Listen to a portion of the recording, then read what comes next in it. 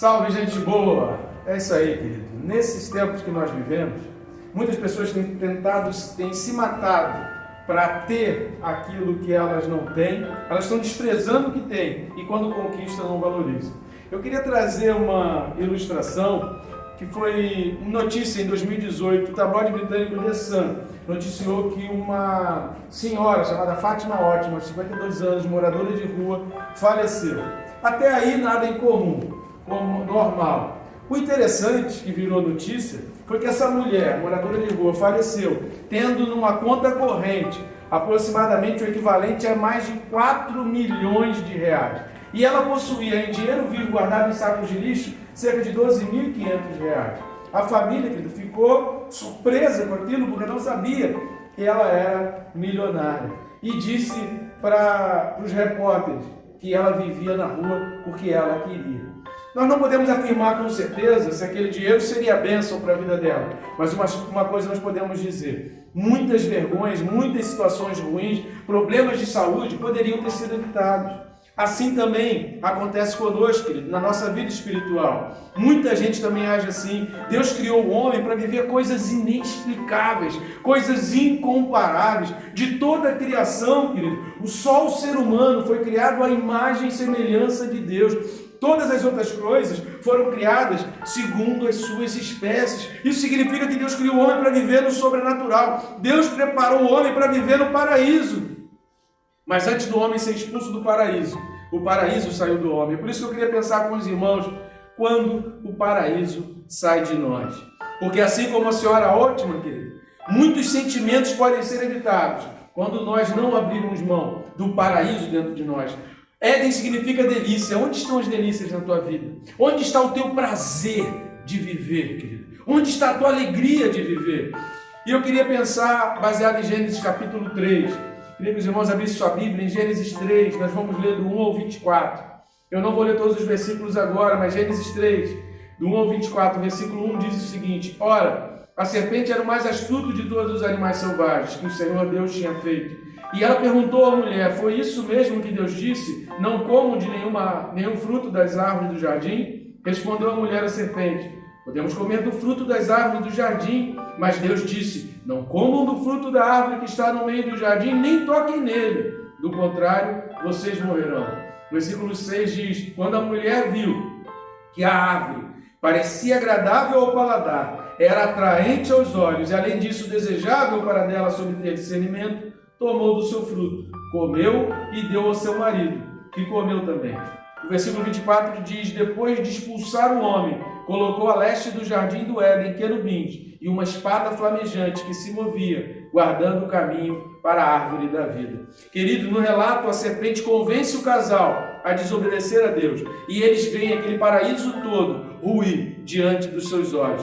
Então, querido, quando o paraíso sai de nós, a primeira coisa que eu vejo nesse texto, querido, o paraíso sai de nós quando nós negligenciamos a autoridade dada por Deus. Repare o versículo 1 do capítulo 3. Aquela conversa, aquele diálogo, jamais teria acontecido se aquilo que Deus falou, lá em Gênesis 1, a partir do versículo 26, para que o homem dominasse, tivesse domínio, o homem tivesse tido domínio naquela hora, aquele bate-papo não teria acontecido. E Adão ficou ao lado de Eva, sem falar nada, sem agir, sem fazer nada. E aí toda a queda veio a acontecer. Querido, numa terra muito distante, um lugar bem distante, conta a lenda que havia um juiz tirano. O nome desse juiz era Testa Brilhante. Esse juiz era tão ruim, querido, que ele prendia pessoas, ele não gostava da opinião de pessoas, ele cancelava pessoas, até que chamava ele de cabeça de ovo, ele prendia, ele não gostava de ser chamado assim.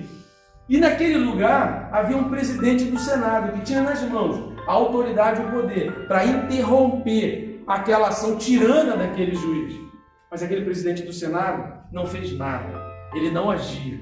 E o que aconteceu foi que com o passar do tempo, aquele juiz foi se tornando cada vez mais tirano.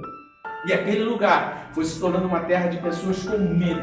As pessoas viviam amedrontadas, as pessoas viviam aprisionadas dentro do seu lar, as pessoas não conseguiam fazer nada.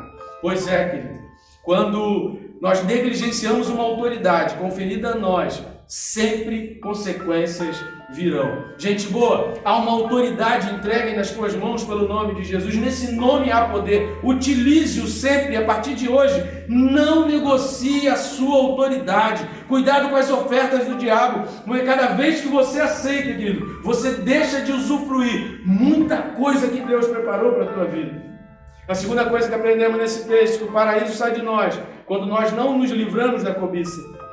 Preste atenção em Gênesis 3:3 e compare com Gênesis 2:17. A ordem de Deus foi não comam, mas quando o diabo pergunta, Eva responda, não comam e não toquem. Por quê? Porque lá na ordem de Deus, Eva já queria tocar. A cobiça já estava no coração de Eva. Queridos, confesse qualquer cobiça para Deus, para tua esposa, para os teus amigos. Confesse antes. Quando nós não confessamos para Deus a nossa cobiça, o diabo se aproveita disso e ele destrói através da cobiça.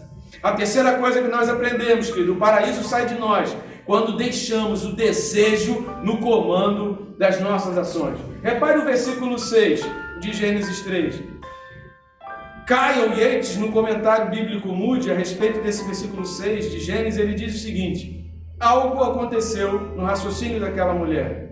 Querido, nós nos prendemos demasiadamente aos aparentes benefícios da desobediência. Somos iludidos facilmente com presentes e maravilhados demais com as coisas boas no mundo material. Por isso, querido, tome posse do que diz Gênesis 4, versículo 7. O diabo pode bater a tua porta, a cobiça pode bater a tua porta, teu desejo pode bater a tua porta, o mal bate a tua porta, mas cumpre a ti dominá-lo. Deus colocou nas tuas mãos, não permita que o desejo domine as tuas vontades. Deus deu a você o domínio sobre as suas vontades. Ah, gente boa, estar no paraíso não vai fazer a menor diferença se o paraíso não estiver em você. Tome posse hoje da autoridade que Deus te deu. Confesse qualquer cobiça que você perceber na tua vida assim que ela aparecer. Nunca ceda aos poderes do desejo, porque Deus nos criou para viver no sobrenatural. Jesus Cristo deseja restaurar o paraíso no seu coração, a imagem dele em você e o seu prazer de viver. Amém?